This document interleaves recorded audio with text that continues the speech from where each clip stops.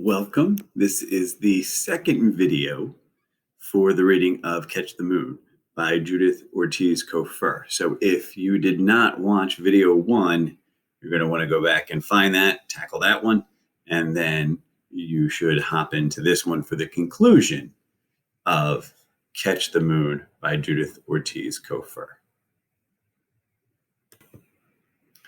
As a quick reminder, just in case it's been a day or two since you've watched the first video, we met Louis Cintrone. He's recently gotten out of a juvenile detention hall. He's sort of, been trusted to go back and live and work with his father. And we've learned some things about him. His mother passed away a couple of years ago. The dad seems to be struggling with it. Especially, and Louis is obviously dealing with some things, getting into trouble, things of that nature.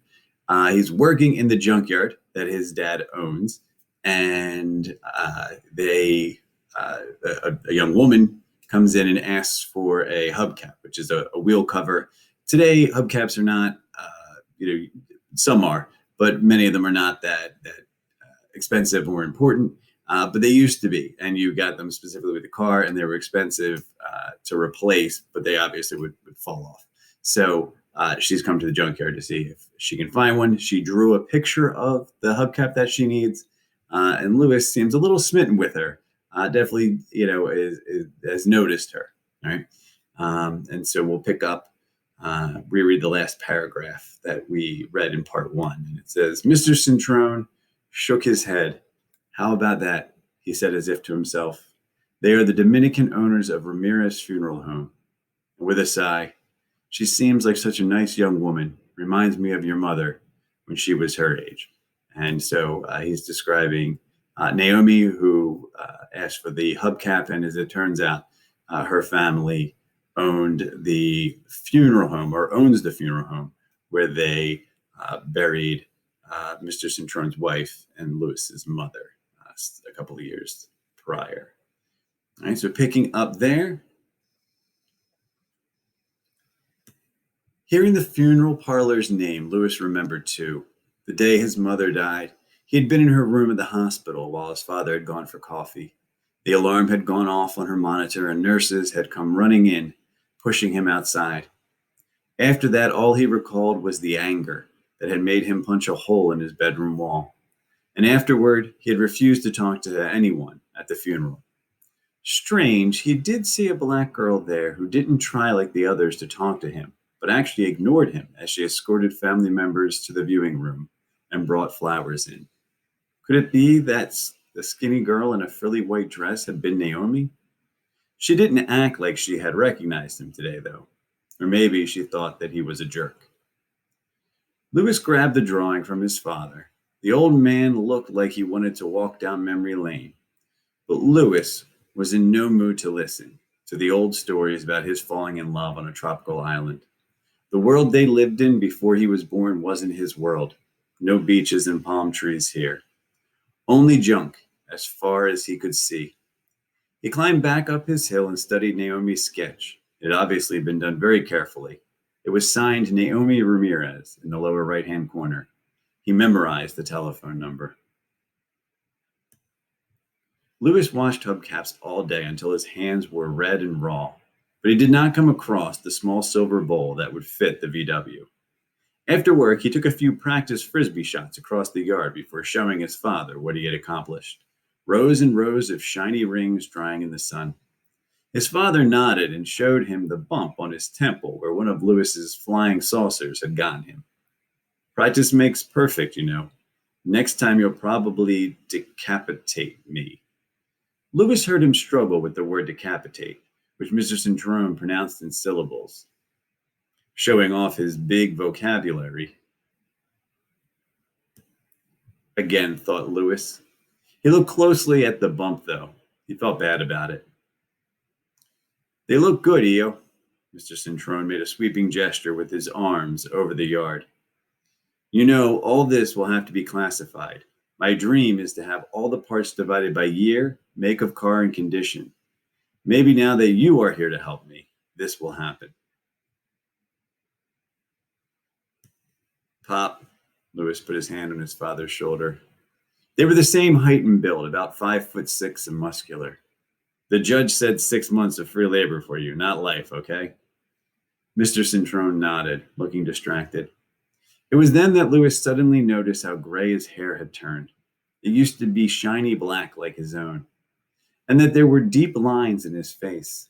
His father had turned into an old man, and he hadn't even noticed.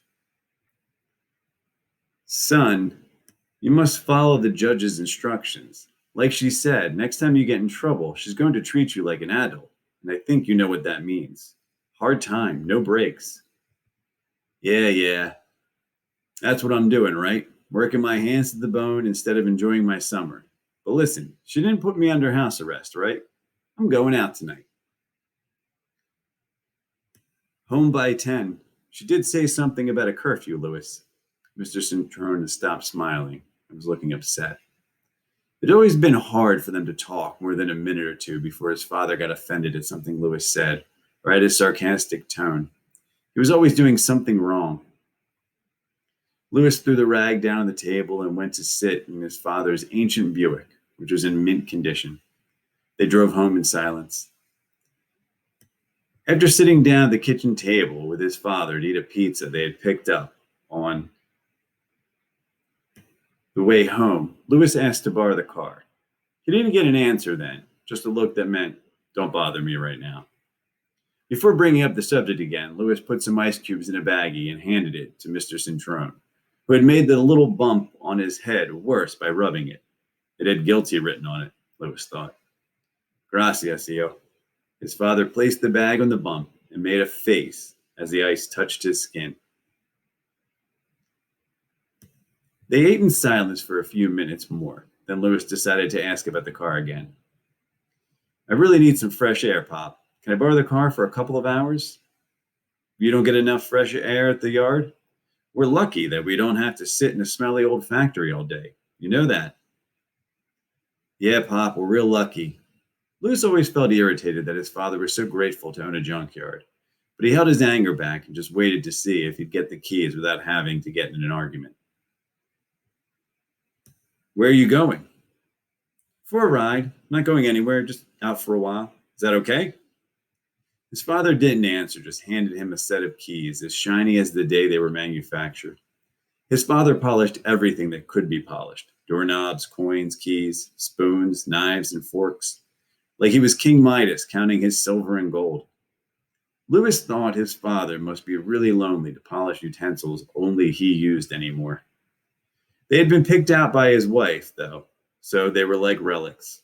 Nothing she had ever owned could be thrown away.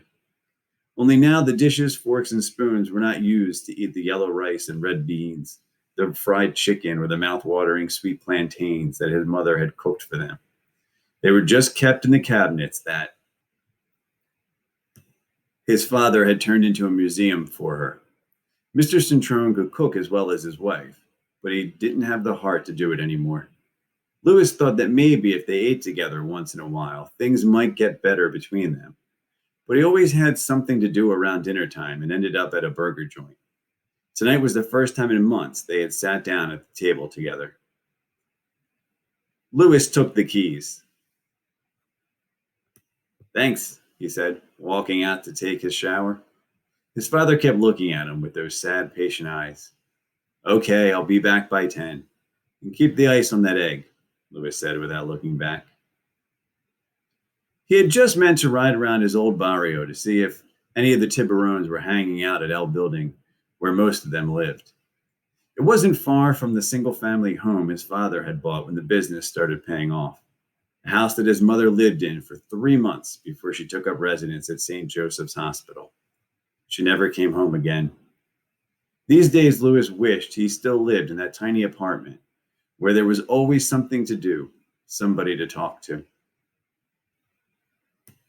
Instead, Lewis found himself parked in front of the last place his mother had gone to, Ramirez Funeral Home. In the front yard was a huge oak tree that Lewis remembered having climbed during the funeral to get away from people. The tree looked different now, not like a skeleton, as it had then, but green with leaves. The branches reached to the second floor of the house where the family lived. For a while, Lewis sat in the car, allowing the memories to flood back into his brain. He remembered his mother before the illness changed her. She had not been beautiful, as his father told everyone. She had been a sweet lady, not pretty, but not ugly. To him, she had been the person who always told him that she was proud of him and loved him. She did that every night when she came to his bedroom door to say goodnight. As a joke, he would sometimes ask her, "Proud of what? I haven't done anything." She'd always say, "I'm just proud that you are my son." She wasn't perfect or anything. She had bad days when nothing he did could make her smile, especially after she got sick. But he never heard her say anything negative about anyone. She always blamed El Destino, fate, for what went wrong. He missed her. He missed her so much. Suddenly, a flood of tears that had been building up for almost 3 years started pouring from his eyes. Louis sat in his father's car with his head on the steering wheel, and he cried, "Mammy, I miss you." When he finally looked up, he saw that he was being watched. Sitting at a large window with a pad and a pencil on her lap was Naomi. At first, Louis felt angry and embarrassed, but she wasn't laughing at him. Then she told him with her dark eyes that it was okay to come closer. He walked to the window, and she held up the sketch pad on which she had drawn him, not crying like a baby, but sitting on top of a mountain of silver discs, holding one up over his head. He had to smile. The plate glass window was locked. It had a security bolt on it, an alarm system, he figured, so nobody would steal the princess. He asked her if he could come in. It was soundproof, too. He mouthed the words slowly for her to read his lips. She wrote in the pad, "I can't let you in. My mother is not home tonight." So they looked at each other and talked through the window for a little while. Then Louis got an idea. He signed to her that he'd be back and drove to the junkyard. Louis climbed up on his mountain of hubcaps. For hours, he sorted the wheel covers by make, size, and condition, stopping only to call his father to tell him where he was and what he was doing. The old man did not ask him for an explanation, and Louis was grateful for that. By lamppost light, Louis worked and worked, beginning to understand a little why his father kept busy all the time. Doing something that had a beginning, a middle, and an end did something to your head. It was like the satisfaction Louis got out of planning adventures for his Tiburones. But there was another element involved here that had nothing to do with showing off for others. This was a treasure hunt, and he knew what he was looking for. Finally, when it seemed that it was a hopeless search, when it was almost midnight and Louis's hands were cut and bruised from his work, he found it. It was the perfect match for Naomi's drawing, the moon-shaped wheel cover for her car, Cinderella's shoe. Louis jumped off the small mound of discs left under him and shouted, "Yes!" He looked around and saw neat stacks of hubcaps that he would wash the next day. He would build a display wall for his father. People would be able to come into the yard and point to whatever they wanted. Louis washed the VW hubcap and polished it until he could see himself in it. He used it as a mirror as he washed his face and combed his hair. Then he drove to Ramirez's funeral home. It was almost pitch black, since it was a moonless night. As quietly as possible, Louis put some gravel in his pocket and climbed the oak tree to the second floor. He knew he was in front of Naomi's window. He could see her shadow through the curtains. She was at a table, apparently writing or drawing, maybe waiting for him. Louis hung the silver disc carefully on a branch near the window, then threw the gravel at the glass. Naomi ran to the window and drew the curtains aside while Louis held on to the thick branch and waited to give her the first good thing he had given anyone in a long time.